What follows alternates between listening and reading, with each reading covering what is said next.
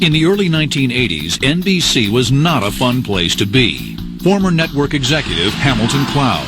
In the early 80s, NBC was a distant number 3, and at that time there were only 3 networks. NBC had only 2 successful comedies, Different Strokes, about a white widower raising his black sons, and Facts of Life, about a boarding school for teenage girls. Former NBC president Fred Silverman. You know, we were at a point in time where we had looked at all our comedy pilots for the coming broadcast season, and they were terrible. We were desperate to find a hit. Nothing was working. You know, we did a brainstorming session, and out of that came the basic concept for Gimme a Break. The concept? A white widower raises his teenage girls with the help of their black maid. Silverman had just the maid in mind, a young Broadway star named Nell Carter. In 1978, Nell won a Tony Award for her electrifying performance in Ain't Misbehavin, celebrating the songs of Fats Waller. You know, we had all seen her in Ain't Misbehavin, and the idea was, let's build a show around this dynamo. Nell Ruth Hardy was born in Birmingham, Alabama in 1948. Nell was the 5th of 9 children. She grew up a world away from Hollywood. Reporter Mike Bohm. Nell Carter recalled standing on her mother's doorstep in Birmingham, Alabama as a teenager and watching a white puff of smoke go up from a nearby church where 4 young girls who she knew personally were killed in a famous segregationist bombing of a church. When Carter was 17, she gave birth to a baby girl. For years, Nell claimed her daughter Tracy was the product of a teenage marriage. That was a lie. One night, Nell was walking home from a youth group concert. She was raped at gunpoint and became pregnant. Rabbi David Barron. She was ostracized from her church as a result of the rape, and here the victim had become doubly victimized, and she felt that rejection and that ostracism hurt her very deeply. Nell escaped to New York City, leaving Tracy behind to be raised by an older sister. Nell sang in coffee houses, acted in off-Broadway plays, and got her big break in Ain't Misbehavin. How has the world not heard of Nell Carter before this show? Well, I've been on Broadway in flops. Along the way, Nell picked up a nasty habit. Backstage at the 1978 Tony Awards, Carter tried her first taste of cocaine. Producer Hal Cooper. It was at that time, in the 70s, suddenly fashionable for a certain group of entertainers to use drugs. I could mention many names, but I won't. It became a social necessity, almost, and that's how she got hooked. Nell's drive to succeed was as strong as her addiction. In 1981, the 33-year-old actress took the job on Gimme a Break. You know, to go on NBC as the star of her own half hour and to make untold millions of dollars in success. So she jumped at the opportunity. Gimme a Break told the story of Carl Kaniski, a cop who moves his 3 daughters from New York to California after the death of his wife. Now I can't be the only one that watched the show because I absolutely loved it. Now, I'm be honest with you, I didn't know all the stuff that happened beforehand, but that's completely messed up.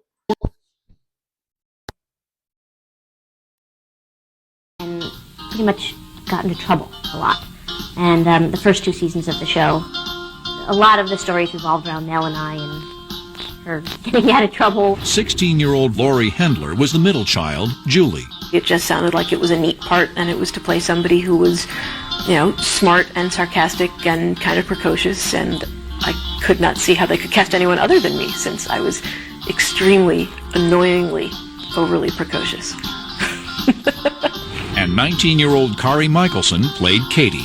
I was the oldest daughter, hanging out with the wrong people, making out in the back of vans with boys, shoplifting, causing all kinds of terror.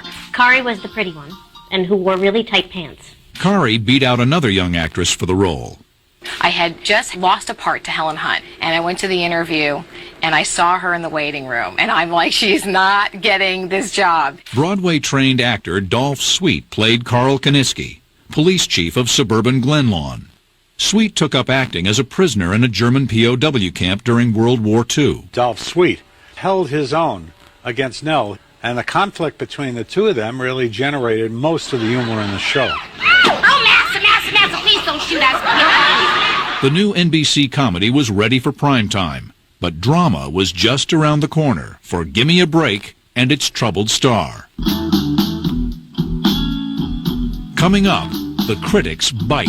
I wish I could sue NBC for the grievous comedy Gimme a Break. And later, Do you know how many times I was caught driving my BMW down to the country store with just a slip-on?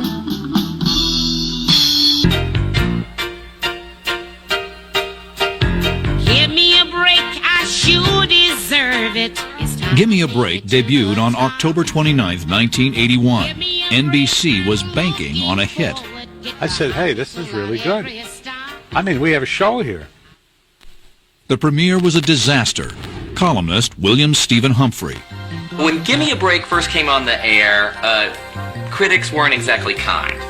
A review by Tom Shales of the Washington Post struck a low blow. This is what he said about Gimme a Break. I wish I could sue NBC for the grievous consternation, intestinal distress, and aggravated low moaning I have suffered as a result of the Paleolithic comedy, Gimme a Break. And also he goes on to say that the three teenage daughters are sex obsessed, that Nell Carter is balloonish. If they say that I'm not good, don't read the paper again. If they say I'm great, subscribe. NBC believed in Nell Carter's talent and kept the show on the air. This gave the cast a chance to bond. As a teenager, Nell gave up her own baby. On and off the set, she found ways to mother her young co-stars. Line producer Bridget Drake. She became very involved with the cast members, especially the girls. And she became like a substitute mother to them. Nell would stick her nose into their who are you dating and, you know, get into their private lives, and they would confide in her. Nell was especially close to 14-year-old Lara Jill Miller. Honey, I am woman. Come on. I'll teach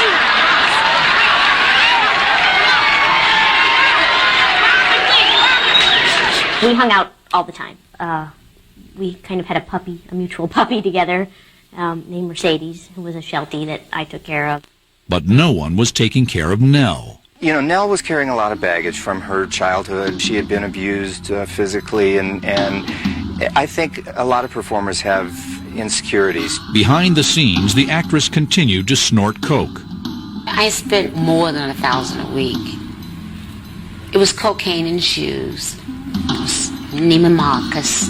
The cocaine that Nell was doing brought a host of other problems, including excessive overeating. At one point, she ballooned up to 200 pounds, and if you remember, she was 4'11". If anyone suspected Nell was doing drugs, they didn't do anything about it. I had a general impression that there may have been a drug problem there, but it never seemed to affect her work. I purposely distanced myself because the director and the actress have to work on a certain kind of professional level. She showed up on time. She was very professional, and I just felt it was none of my business. Like many addicts, Nell was a master at keeping secrets. On May 16, 1982, Carter shocked everyone when she married Dr. George Kranicki, a wealthy Austrian she met in a San Francisco deli. The most beautiful, thin Jew she had ever met. Nell Carter's nuptials were quite extraordinary because I believe, it's a long time ago, that there were a lot of cross-dressers at the party. You had female impersonators there, and just a wide array of oddities. Carter seemed happy at last. She even converted to Judaism. But Nell's new husband had no idea how deeply troubled his bride was. On their honeymoon night, they didn't consummate the marriage because she had bronchitis and that she had eaten too much caviar at the wedding feast, which meant she was throwing up into the sink all night. Not an auspicious start to any marriage. Kranicki spent much of his time on business trips to Europe, leaving Nell to fend for herself. It had the stresses of a long-distance relationship, but you know, they would laugh a lot and they'd fight a lot. Nell managed to keep herself together on the Gimme a Break set, but cracks were beginning to show. Producers Cy Rosen and Mort Lockman. She was two people. There was a magic person that walked on that stage every time in the studio, and I think she just was unbelievably strong, and she was so into it, and she had such a touch. She was really remarkable. Because she was off camera, totally undisciplined, wild person, never stopped eating, drinking. I saw drugs on the set, off the set, all the time, and I was around it a lot. But apparently I just never went to the bathroom at the right time. Because, you'd see people go in and come out a different person. One morning in the summer of 1982, while her husband was away, Nell's balancing act fell apart. There was a casting executive, Joel Thurm, and her friend, Dr. Larry Siegler. They had tried calling her house, got no response. So they went over to her Beverly Hills house and actually broke in. And they found her there on the floor, and she was unconscious, and she was naked except for wrapped in mink.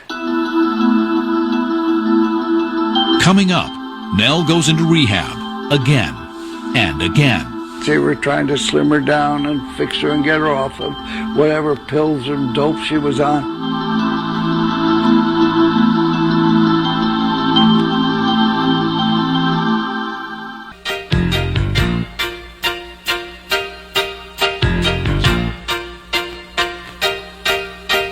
At the beginning of the second season, Gimme a Break was struggling to stay afloat.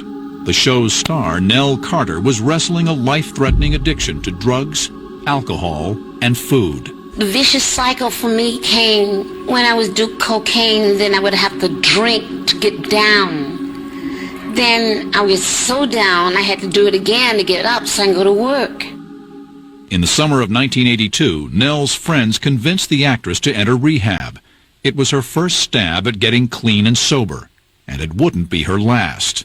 She would come down with the flu, and we'd have to shut down because Nell had the flu. I mean, that was the cover story at the time. And they were trying to slim her down and fix her and get her off of whatever pills and dope she was on. And it was very tough at the hospital, and then I got a call from the hospital. Nell had stolen 12 chickens out of the refrigerator. And we were going to have to pay for it. Despite the drama behind the scenes, ratings started to climb. Nell received an Emmy nomination for Best Actress in a Comedy Series. The Gimme a Break girls became role models for teenagers across the nation. I wanted to wear my glasses on the show partly because there were so few people on TV who did wear glasses. Since I was playing this sort of awkward middle child, I wanted people to be able to say, yeah, I wear glasses too. Well, no one wore braces back then either. I had braces the first 2 seasons of the show. While her co-stars grappled with glasses and braces, 20-year-old Kari Michelson learned to live with the paparazzi. I had my share of dating a few people. I briefly dated Michael J. Fox. In the spring of 1983, pop star Andy Gibb made a guest appearance on Gimme a Break. Nell teased me the whole week before he came on the show. She's like, your guys are going to go out. You're going to date. And I'm like, oh, yeah, right, whatever. Kari had a crush on him. Kari and Andy fell in love. There was just, I don't know, it was just an instant chemistry. He didn't have a pickup line. But Gibb did have a drug problem. He was feeling really good about himself. And, unfortunately, the dark forces just, had a real hold on him, that self-destructive side of himself. Andy and Kari broke up, and Kari developed a problem of her own. I started to use food to cope with confusion, frustration, not understanding why people were, yelling and screaming and doing all the stuff they were doing. Kari's weight rose and fell with her moods. My eating disorder took the form of just overeating and then fasting. She eventually got help. I was very lucky to get involved with a program that very quickly taught me what was going on. Because, I didn't really even know that I was eating to sedate myself. Meanwhile, Nell Carter's own lust for cocaine returned. I was such a big user, the dealer was delivering to my house, honey. Nell was often missing from the set. Director Jim Drake. We shot the show with somebody walking around reading her part and getting reaction shots from the rest of the cast. It was the strangest thing I've ever been involved with. She was up partying all night and wanted to sleep, so producer would say, call her. Hello? Oh, I'm really sick. I said, okay, that's okay, Nell. I'll send the doctor over.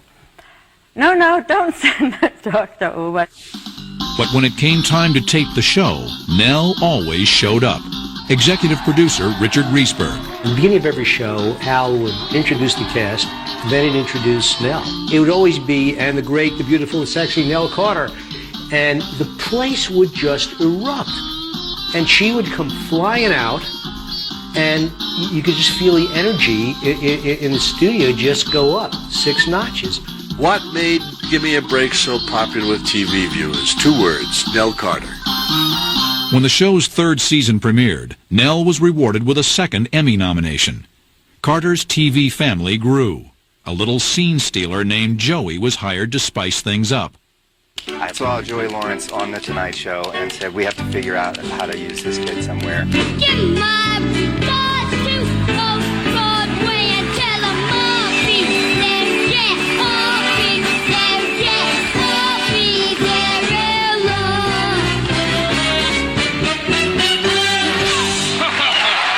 7-year-old Joey Lawrence played an orphan scam artist who turns up on the doorstep. Not everyone found him so cute. Joey Lawrence was a 7-year-old boy who came on the set and usurped my spot as the baby of the set. I'm not your baby anymore. He is. Coming up, a death rocks the family. There were real tears from the cast reading the scripts around the table.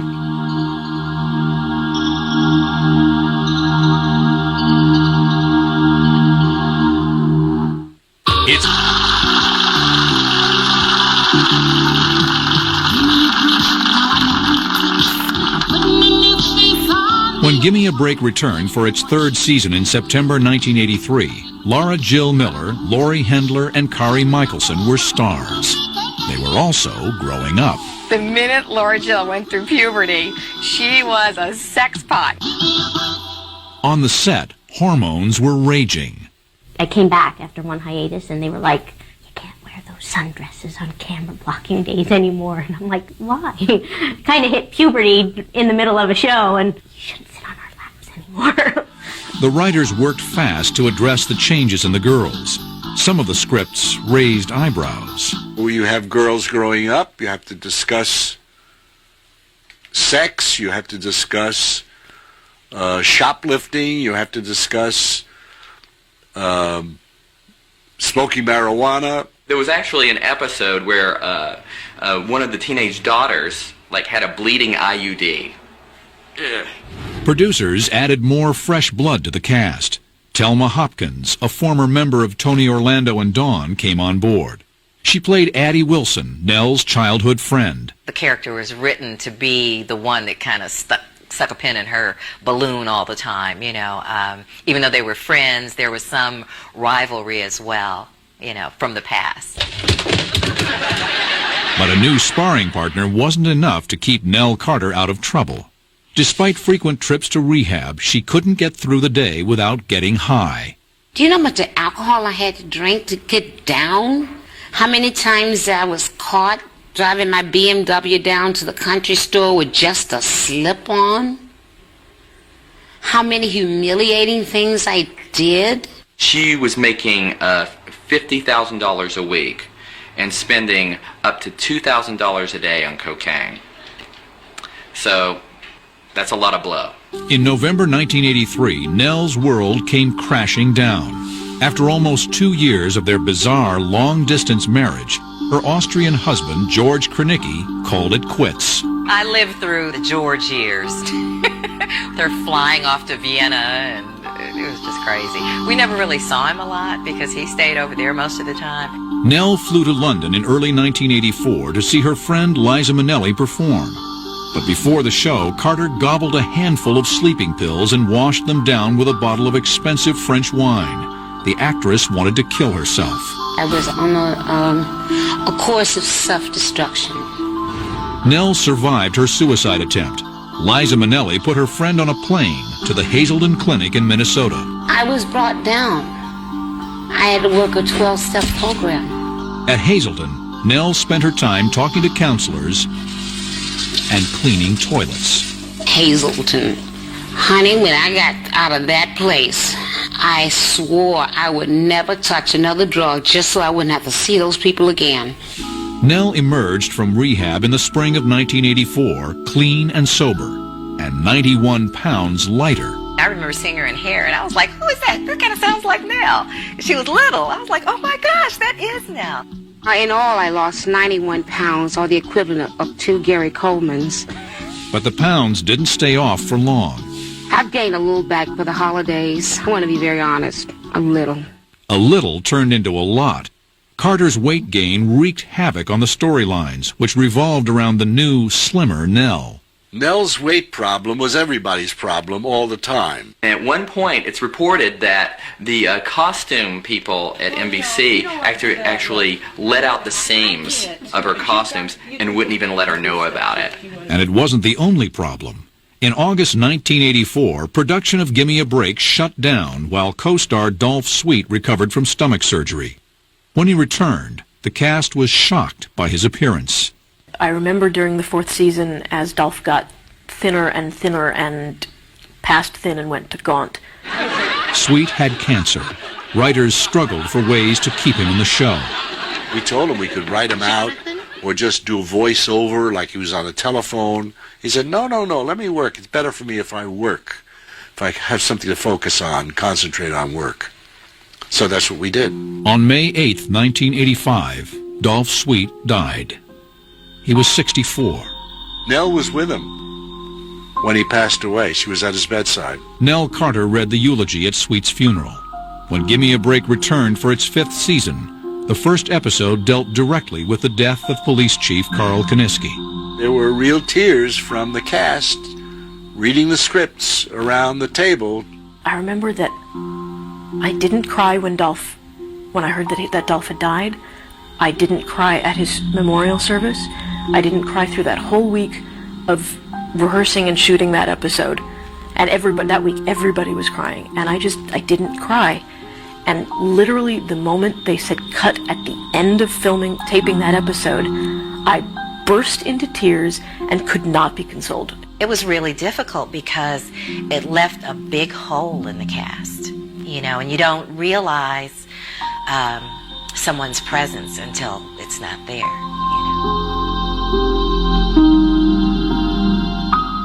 Coming up, NBC steps on the brake. It was almost as if, are they trying to kill us? And later, I rushed over to the house, and she was still there in the bathroom.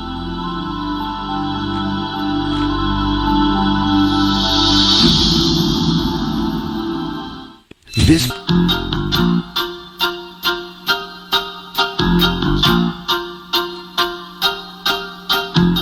The death of actor Dolph Sweet rocked the cast of Gimme a Break. As the 5th season got underway, Nell Carter's character was both mother and father to the Kiniski clan. Without Nell Carter, there was no show. Nell Carter was the show. Nell was clean and sober, and separated from her Jewish husband, George Kranicki. Nell declared she was a born-again Christian. She was a passionate woman, and she lived life in a big, bold way. So for her, she wouldn't do anything less than 100%, and that cuts both ways, on the good side and on the bad side. Gimme a Break celebrated its 100th episode on November 16, 1985. But change was in the air. 19-year-old Jonathan Silverman was cast as the love interest for Laurie Hendler's character.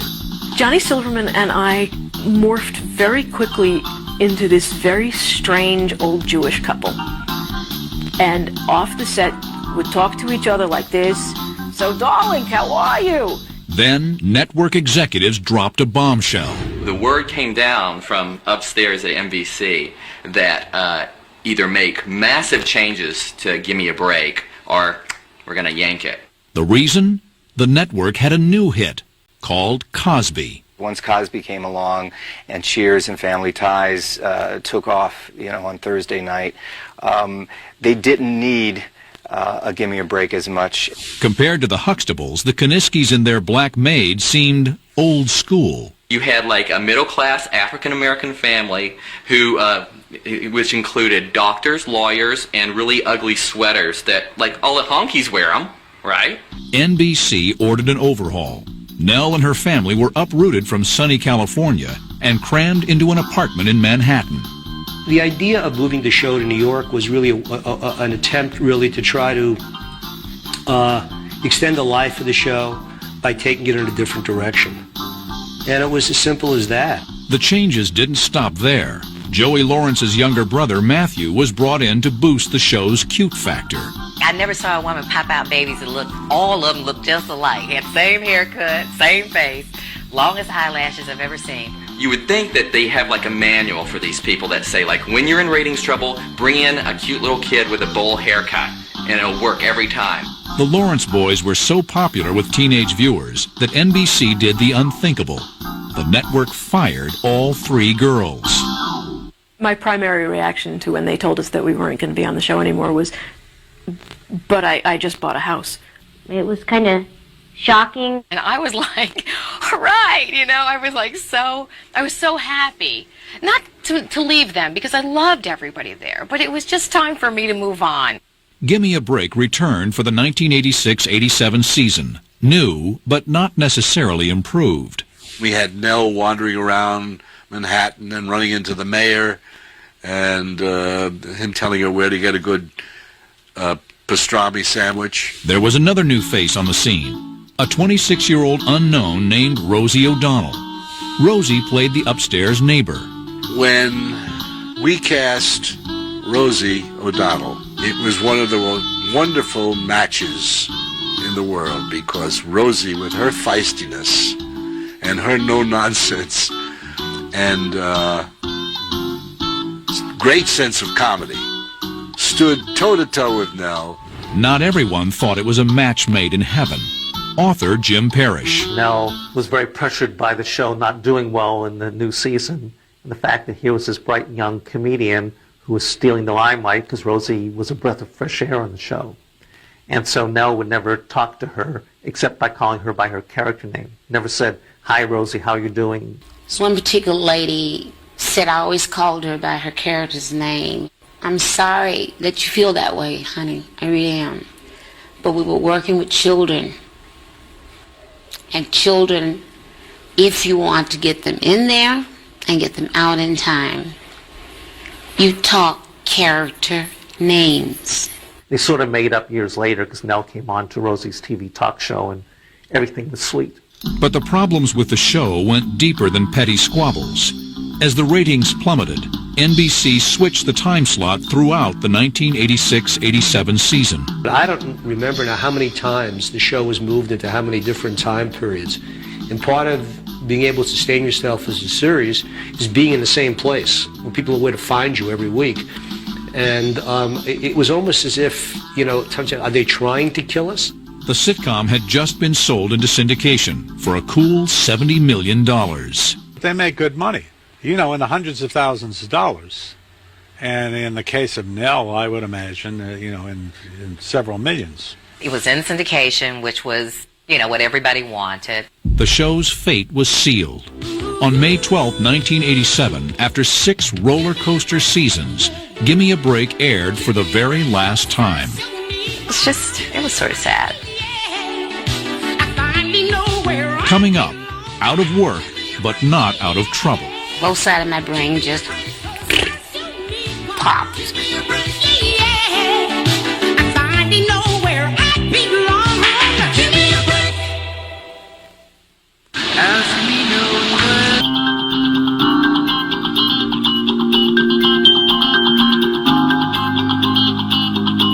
On May 12, 1987, NBC pulled the plug on Gimme a Break. Some in the cast felt liberated. I went to college, I went to law school, I was an attorney, I had an entirely different career. After 6 seasons and 136 episodes, it was time to move on. I had just turned 21.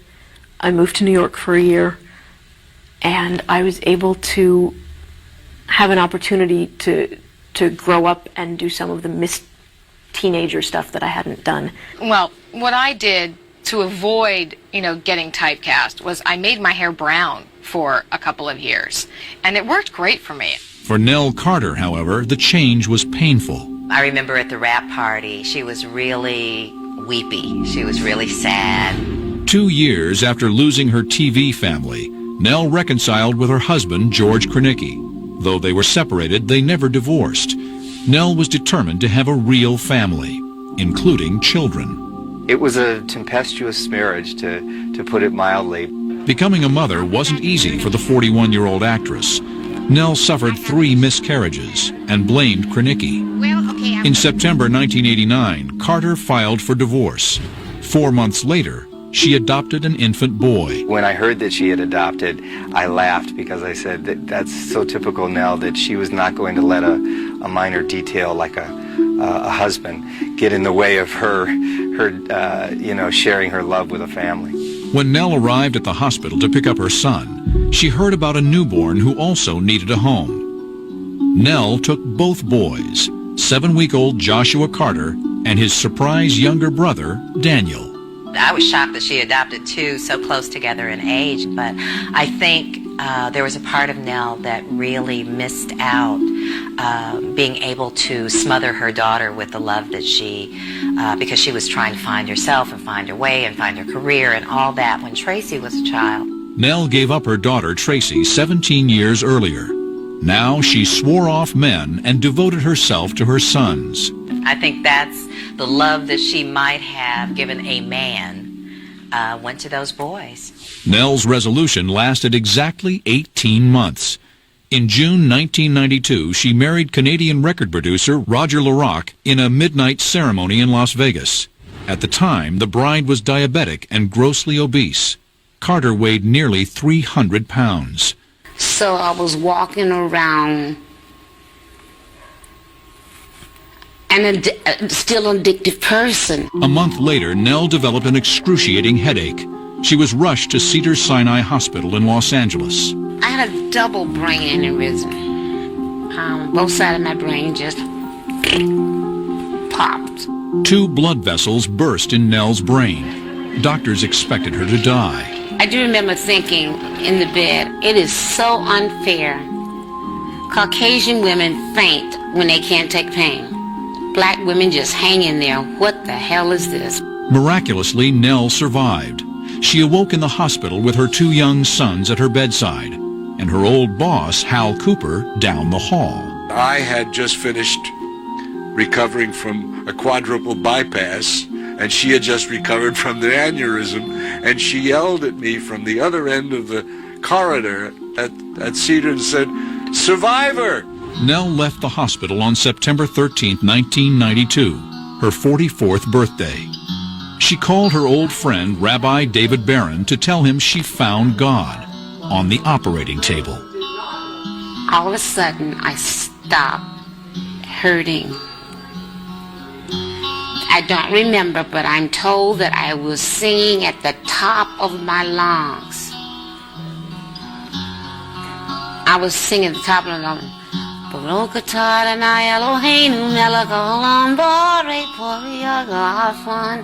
Hallelujah. They said I did a whole concert.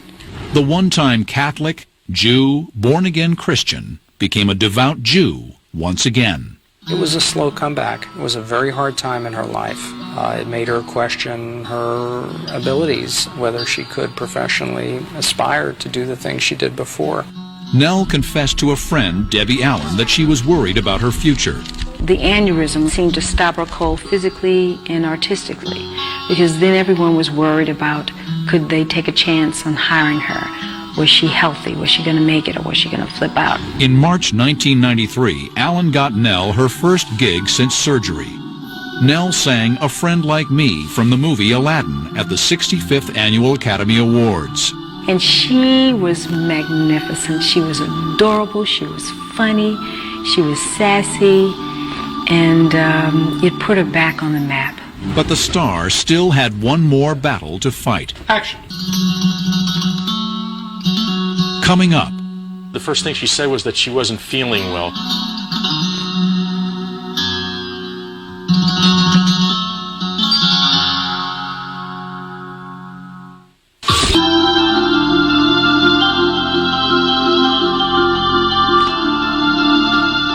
"15 years after Gimme a Break, Nell Carter survived life-threatening aneurysms and divorced her second husband.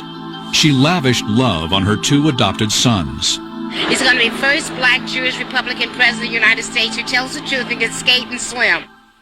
By 2002, Nell's career was rebounding. She landed roles in independent films and guest starred on TV shows like Ally McBeal. And she was thinner than she'd been in years. I love my body now. I love who I am. I love my age. I don't care about the gray hair anymore. I love it. Nell's publicist said her new shape was due to a diet. Others credited a risky form of surgery. She had the procedure to lose weight, and she lost over 100 pounds, and I have to believe that that helped her in a great many ways. Other Gimme a Break cast members were also finding their way back to Hollywood. I'm hosting a half-hour talk show right now, which I love. I did a nice episode on Becker last year. I was recurring on a show that came and went much too fast called Citizen Baines. I still do these voiceover translation tapes for Korea, and I teach kids how to speak English, so if you ever travel to Korea and all the kids sound like me, you know why. In January 2003, Nell Carter was back on stage, rehearsing for Raisin, a musical version of the play A Raisin in the Sun. Shashin Desai directed the production. I had never seen her on stage, or I even hadn't seen her on television, but I had heard her name through people, and when I met her, she sang song, and I was absolutely fell in love with her because of her voice. Reporter Mike Bohm was working on a story about Carter's comeback. He met with Nell on January 22, 2003. The first thing she said was that she wasn't feeling well. She'd gone home the day before after rehearsal and felt that she might be coming down with the flu or something, and she just needed a minute to rest a bit before she could do the interview. At one point, Nell showed him her diamond ring. She had a very large diamond ring set in platinum that people in the production were admiring too, and she wore it like on her ring finger, and she said, "That's the ring I gave myself for my last divorce. I married myself," I think she said. After the interview, Nell told cast and crew she'd be back the next day ready for rehearsal. But in the early morning of January 23, 2003, Carter's 13-year-old son, Joshua, found his mother on the bathroom floor of their rented Beverly Hills duplex. I rushed over to the house, and she was still there in the bathroom and had died at some point in the evening. We're not sure exactly when, but it probably occurred at some point in the middle of the night. And everyone was in just shock, including myself. Nell we had just been together for Joshua's bar mitzvah a couple of weeks before. Nell Carter died at the age of 54 of heart disease, complicated by diabetes. She was laid to rest in a Jewish ceremony in Culver City, California. It was a beautiful service. There were over 350 people. The chapel was overflowing. I'm sure Nell was like grinning from ear to ear wherever she was, because she had a great turnout. It was like standing room only. When Nell passed away, she left barely $200 in her bank account. Her debts were in excess of $1 million.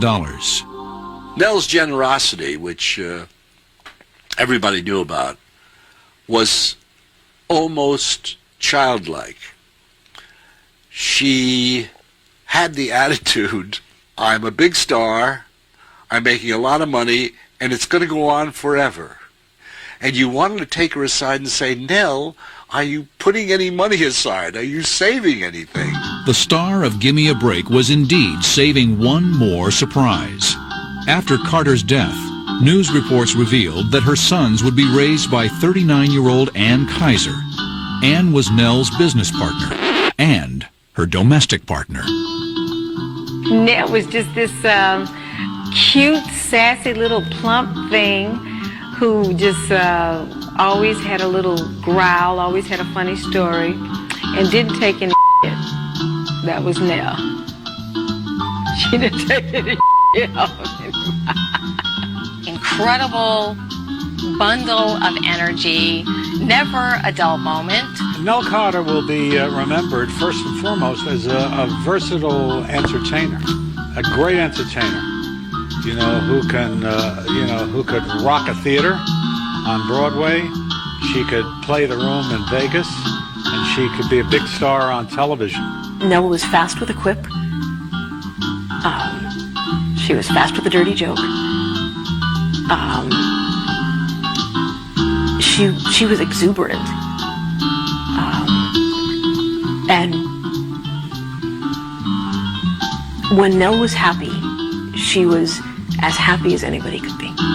I can close my eyes and look in her eyes and see her presence and feel her about me. And I know that a lot of people feel that way. The people who really knew her and valued her as a human being have that essence of Nell with them at all times.